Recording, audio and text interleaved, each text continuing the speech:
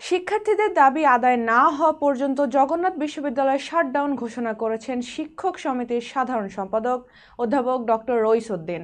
বৃহস্পতিবার 15 মে আন্দোলনরত শিক্ষার্থীদের সঙ্গে আলোচনা শেষে কাকরাইলে চলমান আন্দোলনে এই ঘোষণা দেন তিনি। অধ্যাপক ডক্টর রইস উদ্দিন বলেন, আমরা এখানে জগন্নাথ বিশ্ববিদ্যালয়ের অধিকার নিয়ে এসেছি, জগন্নাথ বিশ্ববিদ্যালয়ের দাবি আদায়ের জন্য এসেছি।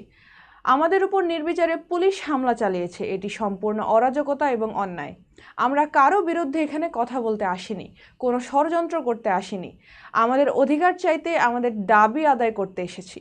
দাবি আদায় না করে আমরা ঘরে ফিরব না। যতক্ষণ না পর্যন্ত দাবি আদায় হচ্ছে ততক্ষণ পর্যন্ত জগন্নাথ বিশ্ববিদ্যালয়ের শাটডাউন কর্মসূচি চলবে। তিনি বলেন, আমাদের এখান থেকে সরিয়ে দেওয়ার জন্য যদি কোনো পদক্ষেপ নেওয়া হয় তাহলে ভালো হবে না। আমার চোখের সামনে আমার কোনো শিক্ষার্থীকে কেউ আঘাত করতে পারবে না। এ সময় শিক্ষার্থীরা আবাসন চাই, বঞ্চনা নয়, বাজেট কাটছাট চলবে না, হামলার বিচার চাই ইত্যাদি স্লোগান দেন। প্রায় 24 ঘন্টা জগন্নাথ বিশ্ববিদ্যালয়ের শিক্ষার্থীরা কাকরাইলে অবস্থান করছে। অবস্থান কর্মসূচি পালন করায় অনেক শিক্ষার্থী ক্লান্ত হলেও আন্দোলন থেকে সরেননি কেউই। কেউ কেউ রাতভর রাস্তায় ঘুমিয়ে আজ সকালেও অবস্থান করেছেন।